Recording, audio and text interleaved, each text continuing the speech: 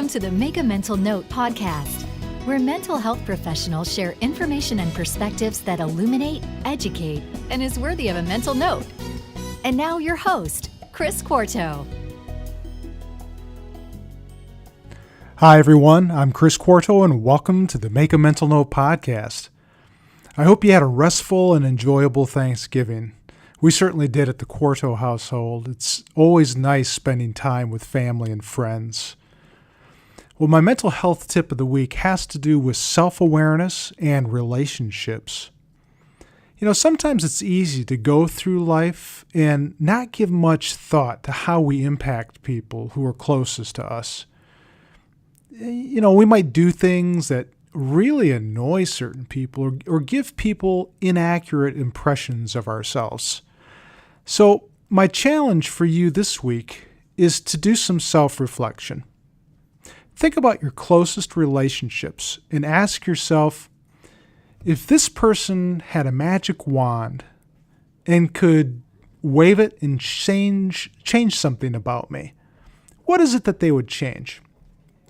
And if you identify something, think to yourself, well, what is it that I could do differently this week, even if it's just a small thing, so they wouldn't feel the need to use their wand or maybe use it as quickly as they would have intended to otherwise. And that's my mental health tip, or actually my mental health challenge for you this week. Okay, this week's guest on the Make a Mental Note podcast is Cheyenne Carter, who's going to be talking about Equine-Assisted Psychotherapy. I told you last week that this was going to be a unique podcast episode, and I think that you'll really like it. So here's Cheyenne. Hi, everyone. This is Chris Quarto. Welcome again to the Make a Mental Note podcast. Well, today's guest is Cheyenne Carter, who is a licensed professional counselor in the Winston-Salem, North Carolina area. And Cheyenne, welcome to the podcast. Good morning. I'm glad to be able to join you today. Yeah. Well, as always, I like my guests to share a little bit about themselves to the mental note-taking audience. So tell us who you are and what you do for a living, Cheyenne. Sure. So as you said on the introduction, I'm a licensed professional counselor. I have a PhD in counseling and a Master's of Science in counseling psychology. All right. And I've been in the field for about 14 years, working in a variety of settings. I've worked in hospice, agencies, worked with military and veterans. And then I had a private practice in Texas, and I currently have a private practice here in Winston-Salem. I am also a full-time faculty member at Wake Forest University.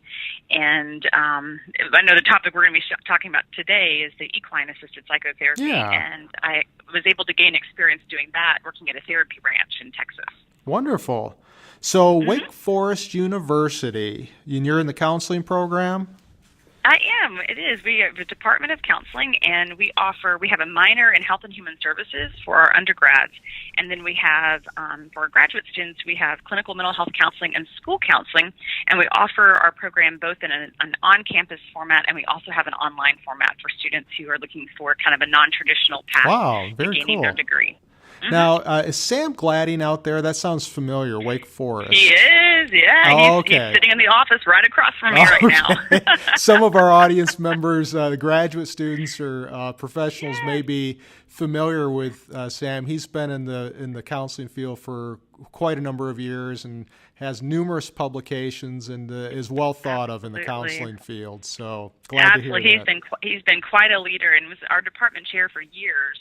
He stepped down as department chair a few years ago, and now we're headed by Dr. Donna Henderson, who also has had leadership positions, past president of CSI, just a very, very strong counseling identity here. Very cool. All right.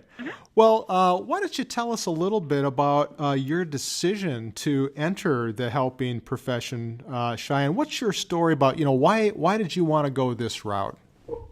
Yeah, it's a great question. I love talking about that because I think that it really reflects how careers can ebb and flow Yeah. and oftentimes aren't linear. My major in college actually was speech communications. I wanted to do corporate communications or PR, event planning, things like that. Although I kind of dabbled around in several different majors, I was someone who changed my major 5 times. I really couldn't decide. I kind of liked it all. And I still graduated early. It's one of my greatest accomplishments. But, I took these different courses that I loved that were, when I was a health major, I took death and dying and stress management. And then when I switched over to communications, I took interpersonal communications and small group communications. And I loved all of those things. But I really didn't think about going into the counseling field. I had taken an intro to psych class, and I thought it was the most boring thing I had ever encountered. Oh, wow. Okay. I don't want to be a psychologist. And so, but as life often does, you often return back to original ideas. And so in my first job out of college, I worked for a chamber of commerce, which was really a fabulous opportunity. I learned a lot about business. I learned a lot about community collaboration, which all really benefits me in my private practice now. But I just had one of those experiences of a coworker came into my office and was going through a divorce, and I was growing more discontent kind of in my role. I just kind of had the sense that I was helping business people make more money, and that just didn't really seem to me at the time meaningful enough. Right. And so that coworker came into my office one day and just sat down. I'll never forget it. We were sitting by each other in these 2 wingback chairs, and she was just bawling about her divorce. And I'm sitting there listening and supporting her. And I just had that moment. It just clicked. Like this is what I'm created to do. This is what feels right. It's that sense of flow. And so it was at that point I went home that night and started looking at graduate programs and just pretty much just got on path right at that point. So. It was always an interest in mine in high school. I was in some organizations that had to do with peer support and things like that. So I think it just took certain situations for everything to kind of line up. I think it's fascinating to listen to all of the guests that I've had on the podcast, just to listen to how they got into the field, because there have been some guests that knew from the point that from the time that they were a child that this is my destiny. I mean, this is what I'm going for, and they did it. And other people like you and even me, I don't think that I really knew I was going to do this kind of stuff, the therapy or anything like that. But it just kind of happens. And in your instance, it would just happen to be a lady who was going through a divorce, and you listened to her, and that kind of sparked your curiosity and interest, it sounds like. It's so true, and that's the thing. You use the word curiosity. Whenever I'm working with my undergrads specifically, I do a lot of work on career planning and exploring, and I love that Elizabeth Gilbert has a whole series that she does of talking about how so many people think that they have to have a passion and follow that passion, and that really leaves a lot of people out, because there's a lot of people who don't have passions, but we all have curiosity. And so her thing is, follow your curiosity, that it's about finding the breadcrumbs. Just follow those breadcrumbs throughout your life. And I feel like even now, I like what I do. I like being in the university setting. I like the private practice, but there's days where it's like, oh, this is a little bit too much to handle. And I try to keep that open mind that it's okay if I don't have just a really linear path, that I want to always stay engaged, and I want to stay open to where I need to go in life. And so I think following that curiosity is part of that process. And it sounds like, you're like me. I think we both of us, because I teach as well, and it sounds like we both have the best of both worlds, being able to teach, but keeping our foot in the practice world to keep our skills sharp. And it's really, I think, something that I never take for granted, and that I find in my case, and I'm sure you find too, Cheyenne, that really helps in teaching and words of wisdom that you can give to your students and all that kind of good stuff. So, well, I wanted to ask. Absolutely, yeah. I was going to say, and I think there's also the side too of where I love giving the credit back to my clients too, because I know some of your listeners are possibly clients that, I feel like, as much as I read and research and do all of that academic work, I feel like it's the work with my clients that keeps me humble. It keeps me remembering how difficult the process can be. Yes. And the clients teach me a lot of the things that I go back to offer to my students. So I definitely agree that the two roles really supplement and augment each very well. Yeah, and you were saying in your career decision or career decision making, not only yours but maybe of students that you teach as well, is that it's not always linear. And in fact, I think that the same applies to therapy, doesn't it? Is that it's not always a linear process as much as we would like it to be. That would be be lovely if it was. So, well, tell us a little bit about more about your therapy practice and the types of people that you do and the work that you do. And in particular, I think for this episode, we're interested in hearing more about equine-assisted psychotherapy.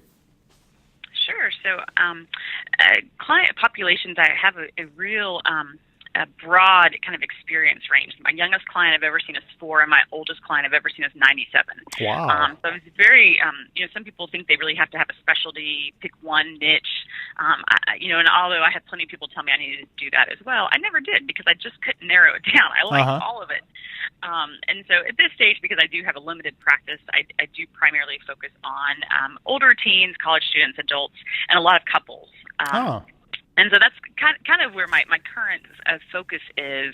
But with the equine work, and currently I'm not doing the equine work, and there's some reasons for that. I'm happy to share about that. But when doing the equine work, I worked with children, and I also led a group for teenagers. And then I also did a group for adult clients who were part of a residential treatment program for addiction, and they brought their clients out to us to do some of the equine work. So I've also worked with the equine across the population as well.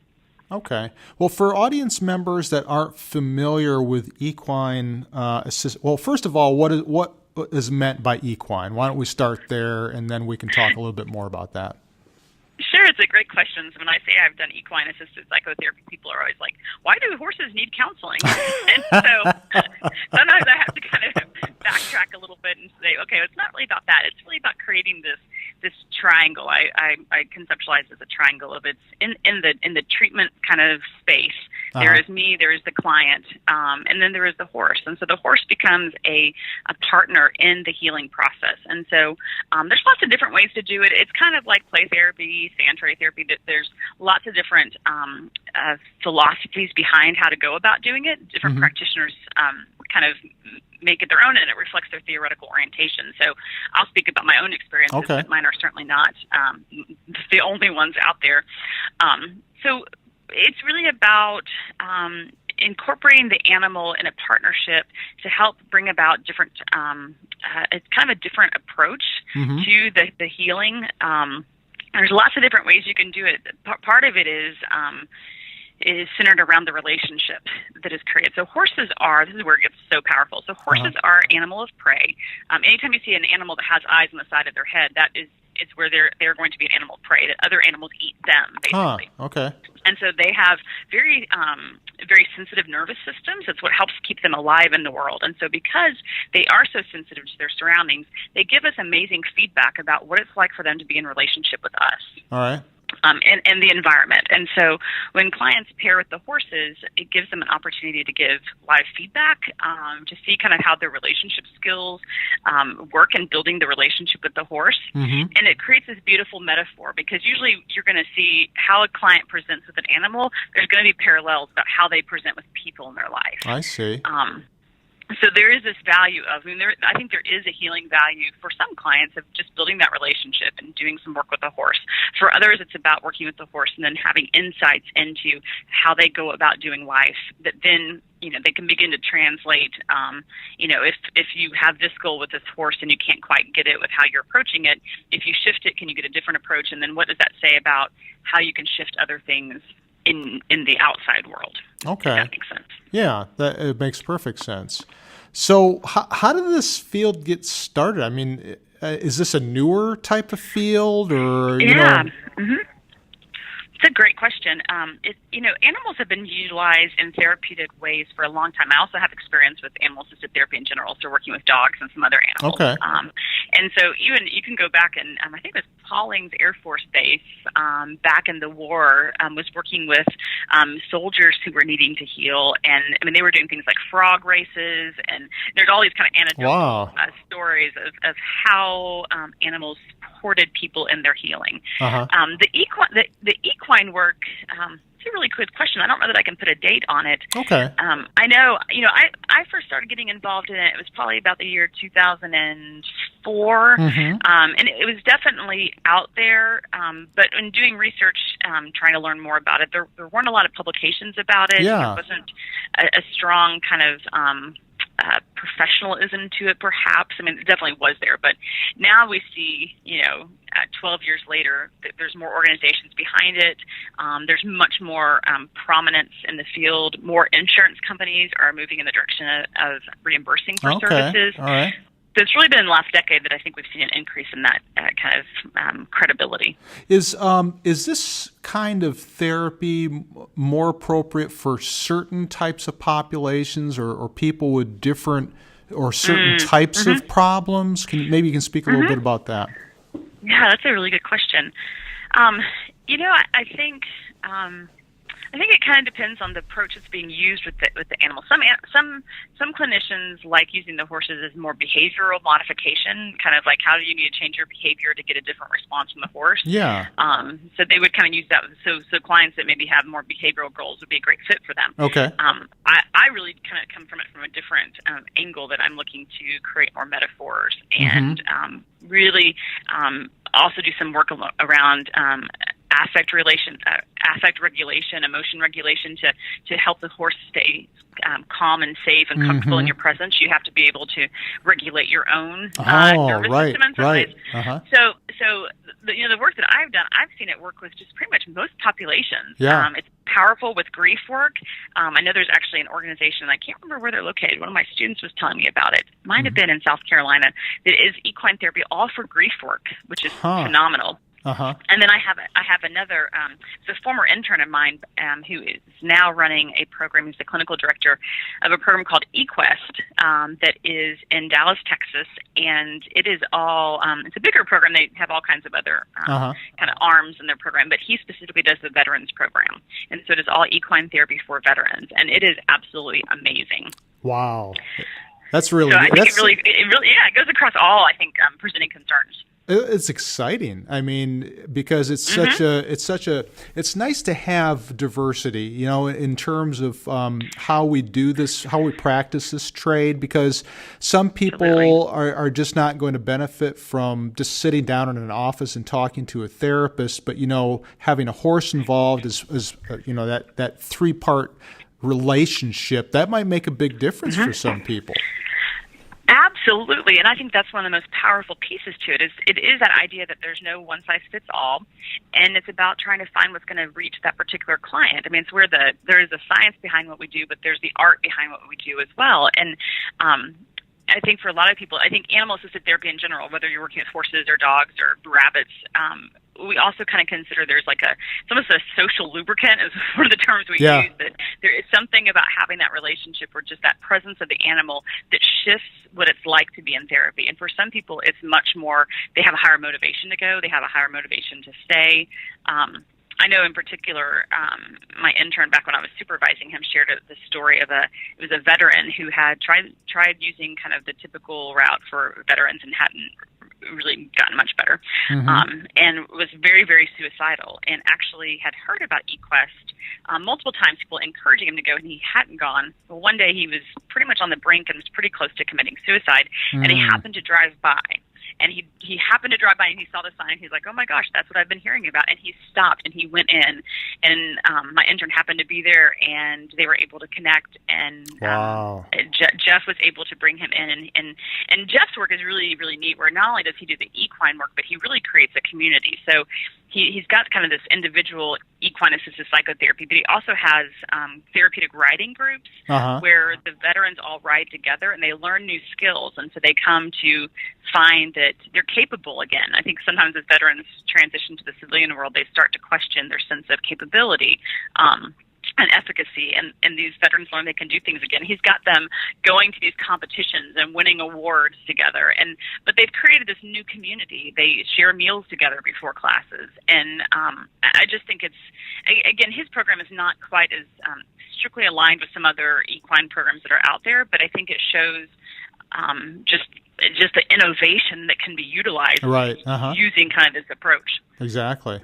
Well, for the audience members who might not be familiar with this, and I guess I include myself because I really know nothing about this, you know what a typical counseling session looks like is two people, perhaps in an office, just kind of sitting down, talking to one another about issues and things of that nature. But what would a typical, I don't know what you call it, session or whatever you call that, what would that look like? I mean, in the case of equine-assisted psychotherapy? Yeah, so it would kind of depend a little bit if you're doing individual or group. So, and I'll speak to both of those. But, if you're doing individual, you're usually going out, you're going to form some relationship with the horse. Mm-hmm. Now, there are some clinicians out there who may only have one or two horses, and so you use the horse that's there. Right. At the therapy ranch I was at, we had we probably had 20 to 25 different horses. Wow. And so at the very beginning of the experience, you would just take the client out in the pasture and ask them to go around and meet some of the different horses. Who are they interested in? Spend some time. What do you get to know about them? They might take some grooming equipment with them and go out and, we'd encourage them, see if you can see where they like being brushed. How do they respond when you walk up? And so you're kind of looking to see how that client is going to go about approaching a new task, maybe something that's a little bit scary. I mean, for some clients, I think that the equine work is a powerful experience to do something outside of their comfort zone because they're really, really big animals, very powerful. Yeah. And so seeing what they do when they feel scared and how do they calm themselves? How do they do this work? So sometimes you might be doing really specific things with the horses. So a lot of people who do equine work don't do any riding. It's all groundwork. So it's relationship building. There's grooming. Then there's activities. So it might be maybe we have you go out and put the lead rope on the horse and bring him back into a ring and do some type of an activity with them. We would do this with groups as well. And so it might be you would pick 3 horses and then the group's going to come back in and we might have them create an obstacle course and then they have to figure out a way to get the horse through. So there's teamwork type elements coming out. And there was one that I think we called it horse billiards, and it was like you had pockets in each of the corner of the one of the areas, and then you had to figure out a way to get the horse into those without touching the horse and without trying to bribe the horse. And so they're learning how to use their bodies to communicate. They're learning how to give signals. There's all kinds of different activities that you use. One of the ones that was used a lot that I had different feelings about it, but at the beginning it was used a lot when I was kind of learning was it was communication. We had an activity where you had a rope on the horse, on the lead, on the halter, so kind of attached to the head. Mm-hmm. And you would use that rope and try to communicate and try to get the horse to back up. And so you would start off with just slightly wiggling the rope. And so that's basically applying a little bit of pressure. And then there's more pressure and more pressure. And the whole picture, the parallel that was made to the human sphere was about levels of communication, about being passive versus aggressive, and where does assertive lie, and how do you learn to be assertive in your life? Again, I think I've shifted my mind as far as I think that the concept of applying pressure and doing that isn't always the most partnered thing we can do with horses, right? But it's utilized a lot by people out there. So is it similar, Cheyenne, where you or the therapist and the client would form maybe some sort of a goal or something that they want to get out of the therapeutic process and then figure out a way that the horse can enter into this to kind of help them achieve a goal? Is that sort of what this is like?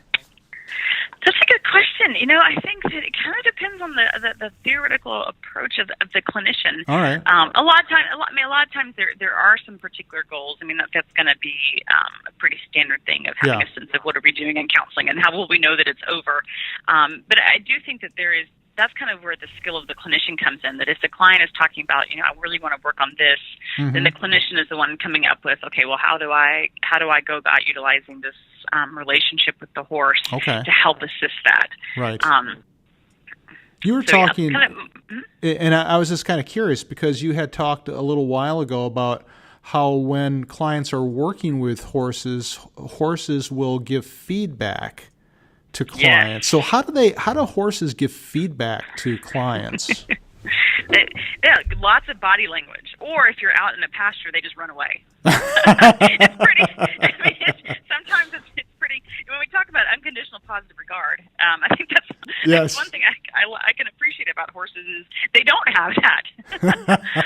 But that's powerful feedback. That it was actually interesting. We had one particular example. It's not exactly related, but it is related. That there was I wasn't involved in this particular story. A colleague was telling me about it, but it stuck with me. That she was working with, I believe, it was a teenager, and the teenager was out in the pasture, and the parents had come to pick up the teen or something like that, and the father came up to the fence, and as he came up to the fence, what they noticed was all of the horses started to get a little bit more unrest, kind of started to spread among the herd. That they started moving away. They started going in a different, opposite direction. They started kind of bunching up in groups, which is a safety kind of mechanism of their safety in numbers.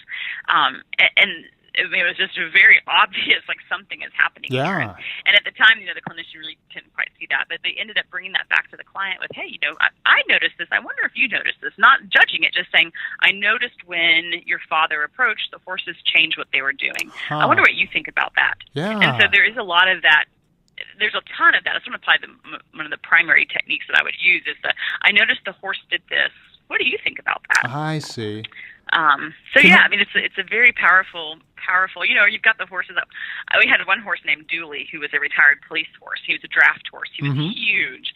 And it was always, when I was doing the groups with younger kids, the tough kid of the group would always want to work with Dooley because he was the toughest looking horse.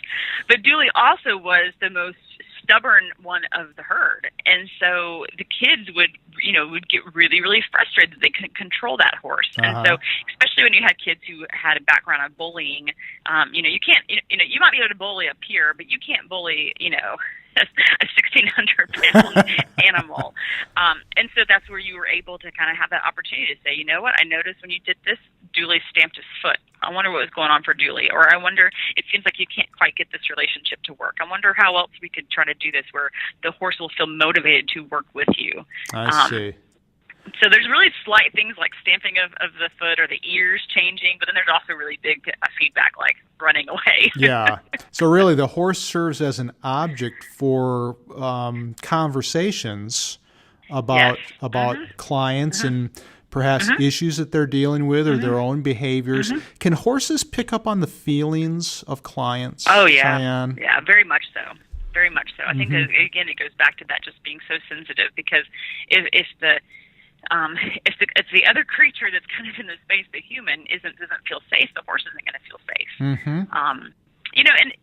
And it's interesting because there is the object and there is the opportunity to reflect on that. But sometimes we would have some clients that just needed a safe relationship. There was one particular kiddo that I worked with, and they came out as a group, and this kiddo had recently entered into a foster home. The parent had been a single-parent home. Parent had been arrested, and so there was nowhere for the kiddo to go, so they went to a foster home. And the foster home they were part of had like 10 foster kids.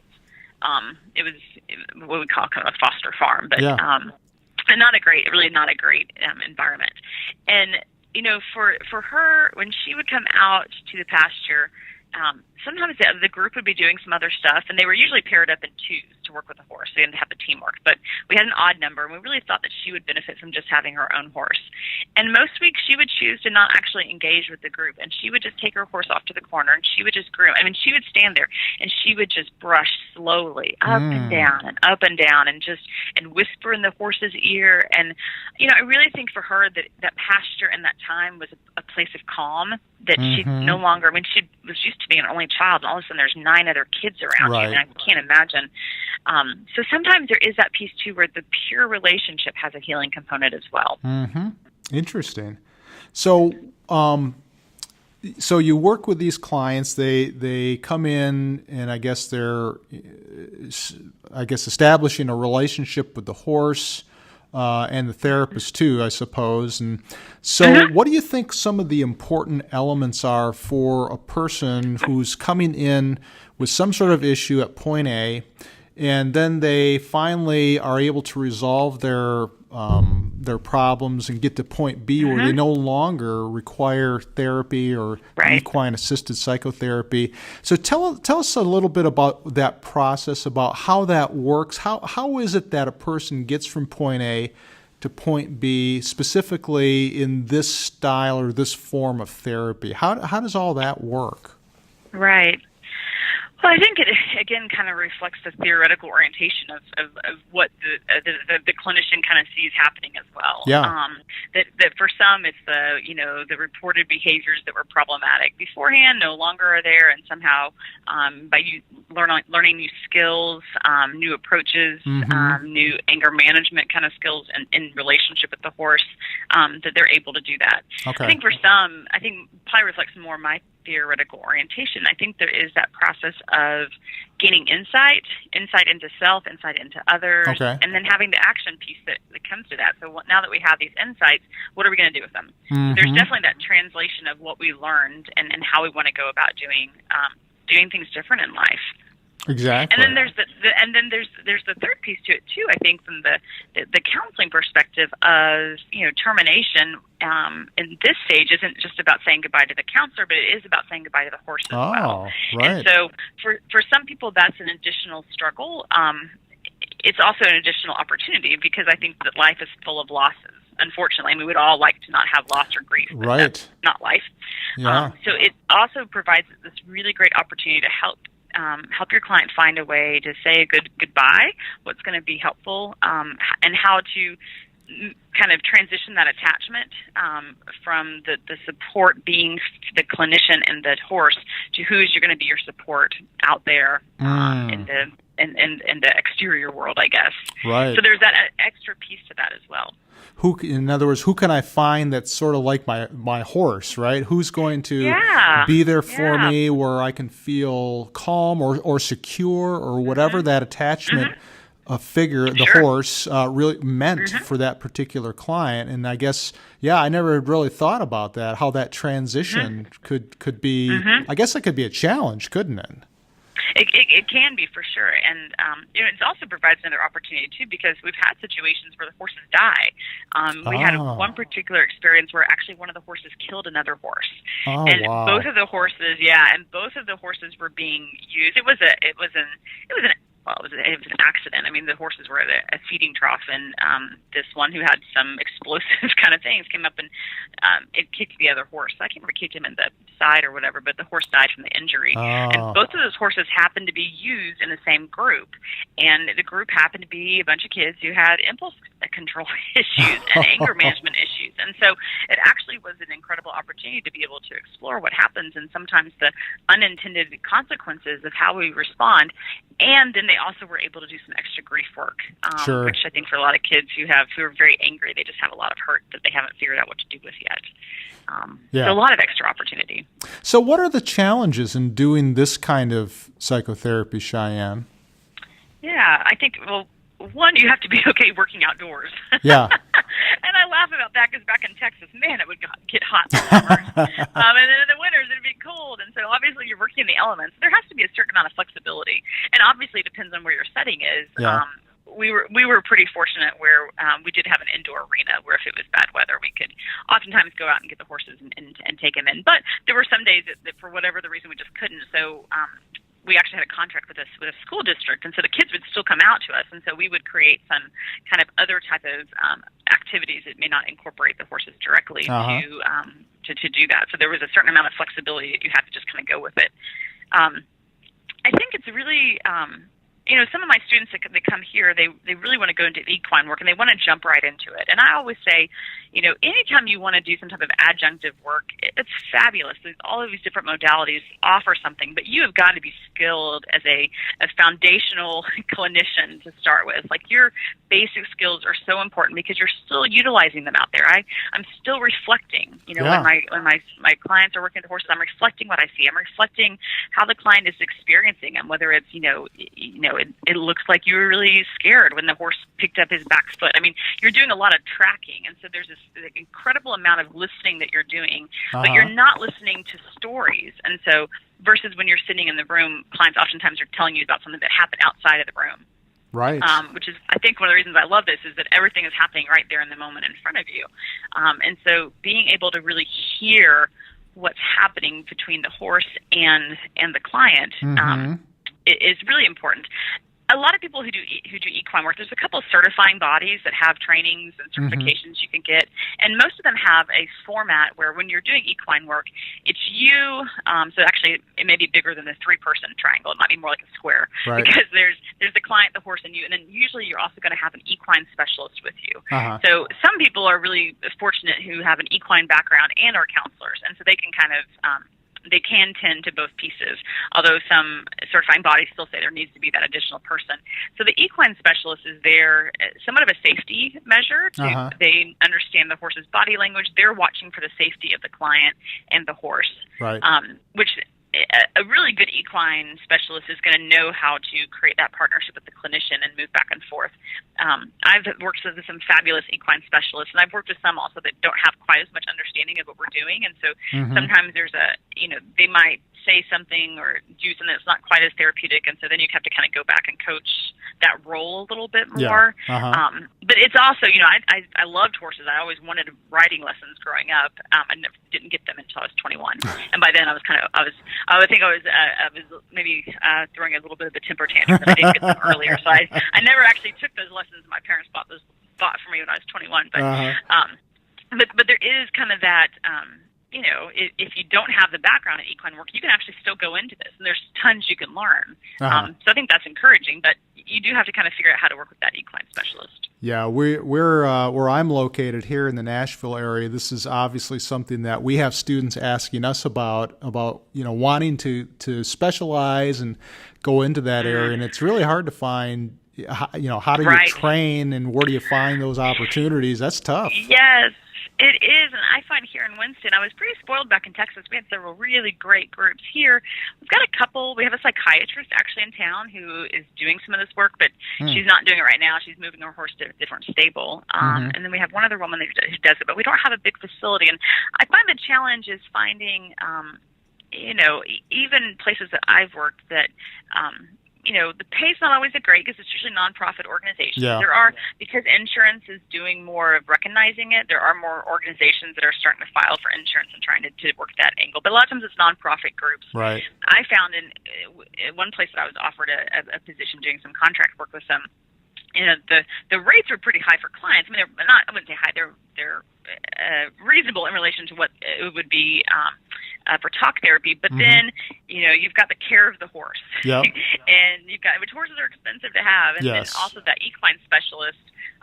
The percentage they were going to give to me from the session, I was going to have to split part of that to go to the equine specialist. Right. So when it came down to it, I was going to be financially it was going to be worth not your while. Lot. Yeah. And then it's also kind of decided like, okay, well, after I'm out there, before I can go back to my other office, I got to go home and get cleaned up. And there are some sides to it, which I'm not saying that it's not worth it. And there's definitely some places, there are some full-time practices that do this work, but there's just some of those extra dimensions. Right. Well, I know that you're not practicing equine assisted psychotherapy now, but you are doing other types of counseling. If a potential client wants to get a hold of you, they're interested in setting up an appointment with you, how can they get a hold of you, Cheyenne? Sure. So I have a website. It's drcheyennecarter.com. Just the DR for doctor, then CHEYENNE, Carter.com. And I do also have in my practice another clinician as well. So there's two of us that can provide a variety of services and also ranges of fees as well, which is really convenient for people. Wonderful. Well, I really appreciate you coming on the podcast today and sharing your experience and expertise in the area of equine-assisted psychotherapy. I think that we all learned a lot about that, and really appreciate your time, Cheyenne. Absolutely. And let me give you a couple of websites, too, just for students who want to learn a little bit more. Yeah. The two main organizations that I would encourage students or anyone in the community to look up are EGALA. It's the Equine-Assisted Growth and Learning Association. I think that's the last A. So EAGALA. And then PATH. And I can't tell you what PATH stands for right now. It's PATH. So if someone can Google PATH and then equine, that's going to pull up another organization. And both of those have certification programs and trainings. And then a third one that's a really neat organization is called Spirit Reigns, and they're down in Austin, Texas. And they have, as part of the two people who run that program, also have created their own modality. It's called natural lifemanship. and they do trainings. I know they do a lot in North Carolina, and they've got several, I think, in Denver. It's Bettina and Bettina Job and Tim Job. Okay. And they're fabulous, and some other really, really great trainings. They have a very strong attachment base to their approach of working with clients. They do a lot of work with children in the foster care system. Okay. Well, I'll make sure and put all those links to those Fabulous. websites on there, as well as your website for your practice, Cheyenne. And once again, thanks for joining us. Absolutely. Thank you so much for asking. I love talking about this, and I just encourage people as they're going into this field, it's a great field, and find your curiosity and follow those breadcrumbs. Wonderful. Okay, thanks. All right. Didn't I tell you that you would love this episode? This is such fascinating stuff to talk about horses in relation to therapy. I just really learned a lot and appreciate Cheyenne coming on the podcast today. Well, here's my question. How do you know if working with a horse in a therapeutic context works? Cheyenne mentioned that the answer to this question may depend on the counselor's theoretical orientation. But some general things that counselors look for are that the client's problem behaviors that were going on prior to counseling, they aren't occurring anymore, or at least they're not occurring at the same level of frequency. Or clients are learning new skills or approaches to managing symptoms like anger or ways of relating to people. Also, clients gain insight into themselves and others, and they translate that understanding to their lives so they're more productive or satisfied or less distressed. Okay, you can get the show notes for today's podcast episode on my website, chrisquarto.com, ChrisQuarto.com. And make sure and subscribe to the podcast series using Downcast or some other podcast app. Thanks so much for listening to the Make a Mental Note podcast. I don't take any of you for granted. I really appreciate your support of the podcast. Have a great rest of the week.